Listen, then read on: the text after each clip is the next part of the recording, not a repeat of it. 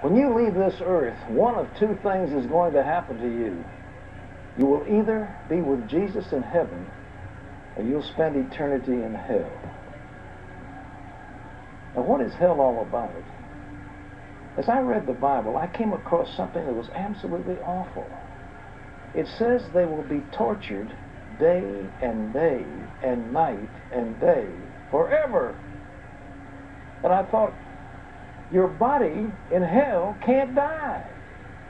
And the torture will go on forever and ever and ever and ever.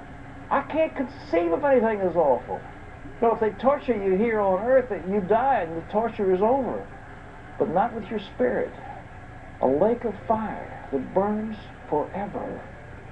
Now, what does the Bible say about this? It says in Revelation, the cowardly, the unbelieving, the vile, the murderers, the sexually immoral, those who practice magic arts, the idolaters, and all liars will be consigned to the fiery lake of burning sulfur. This is the second death.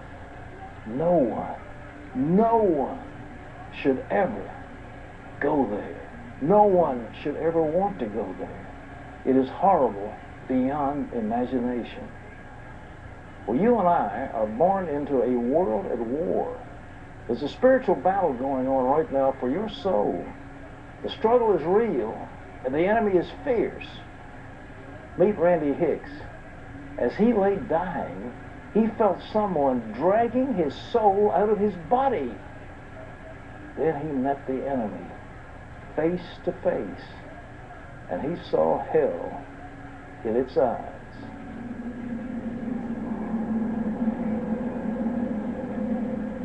I just knew that I was going to hell, and I knew that was the enemy that came for me.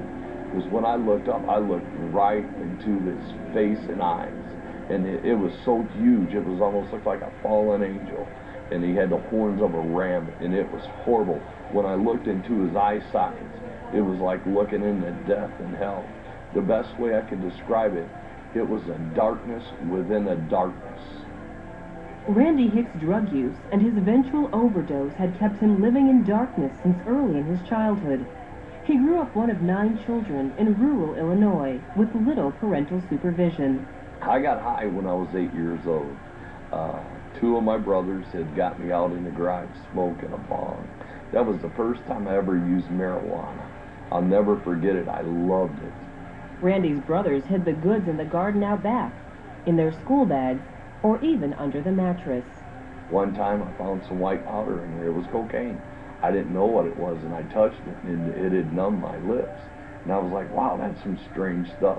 And one day I just happened to watch my brother sniff it, and I sniffed some too. And time I got to high school, I was a freshman. You know, people were selling it to make money. Time I was a senior in high school, I was selling big time. After graduation, Randy joined the military. I ended up being a tanker, an armor crewman, and they sent me to Fort Irwin, California. Well, up there, crystal meth was big. Well, when I got up there, I got hooked up with the wrong people. I started drinking heavier, and then I really started going on a binge with crystal meth. Oh my God, I was so addicted. It was like I couldn't live without it. I breathed it from the time I got up in the morning to the time I went to bed. I started selling stuff to get it. And they sent me to rehab, and eventually they released me from the military. It bothered me. I was like, man, I had this great opportunity to turn my life around. Why did I go back to doing the drugs? But it only got worse. Randy spent a year in jail for robbing a gas station. He was so high, he doesn't even remember holding a gun to the clerk's head. When he got out of jail, he overdosed.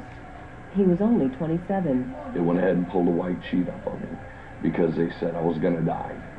They called my family. When I woke up, it was the most frightening moment because I looked down and I'm looking at a white sheet. Doctors discovered Randy was still alive. After running numerous tests, he was released. But even that near-death experience wasn't enough to scare Randy straight. Randy married, but the alcohol and drug use continued, eventually destroying the relationship. In 1997, Randy's wife left him with their 2 young children. And I was smoking weed, and I still did a little coke. Not like I used to, but I was still doing it, yes. The moment that changed that, all of a sudden my body collapsed to the ground. I felt something physically dragging me out of my body. And I mean, I looked up, and I saw death, and I saw hell in his eyes, and it had these huge horns. It curled around like a ram, and death just filled the room, and it scared me. I could physically feel my spiritual man separating from my flesh. I didn't feel no pain, but I felt it leaving, trembling in fear, and immediately I fell on my face, and I cried out, Jesus. I said, forgive me of my sins. God, help me with my addiction. Take it all away. Just don't let me go to hell, please. I was begging. I was crying. I did everything I knew. And as soon as I looked at the door, my door opened. And I saw this long, white, glowing robe. White.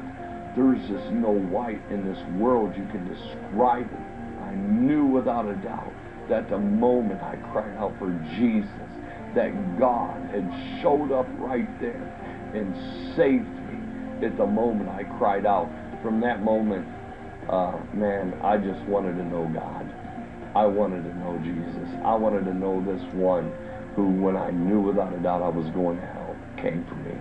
Immediately, Randy's craving for drugs and alcohol was replaced with a hunger and thirst for Jesus. I travel and share what God brought me from, what I went through, what it will do to you, and how Christ is the answer. When you call on that name Jesus, He is there right there.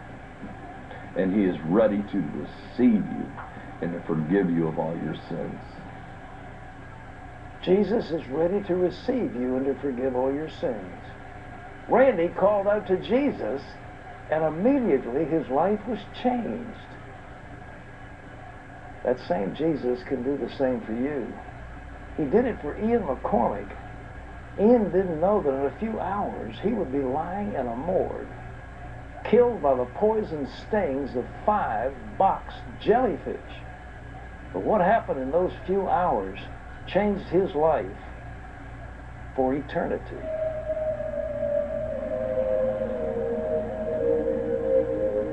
I'm very much a non-Christian, partying, traveling, surfing, nightclubs. So religion was something I thought old people were involved in, and I just thought it was a grandmother and old ladies. Ian McCormick loved the ocean. He was an avid diver, but nothing prepared him for what he was about to encounter. Ian was stung by 5 box jellyfish. One can kill a person in 4 minutes, and he wasn't ready to die. When I was hit, the fisherman turned white and said, Ian, one of these will kill you. I could feel the poison moving quickly into my body, and I knew I had very little time. And by the time they got me into the ambulance, I was completely paralyzed. So I was frightened. So, I thought, well, perhaps I won't make it. Is there life after death? And as I'm questioning all these things, my mother appears in a clear vision in front of me, on her knees praying. I didn't realize, but back in New Zealand, my mother was the only Christian. God revealed my face to her and said, your other son Ian is nearly dead. Pray for him now. And she's saying, call out to God. No matter how far from God you are, son, He will forgive you. And so I asked God to forgive me and forgive others who have sinned against you.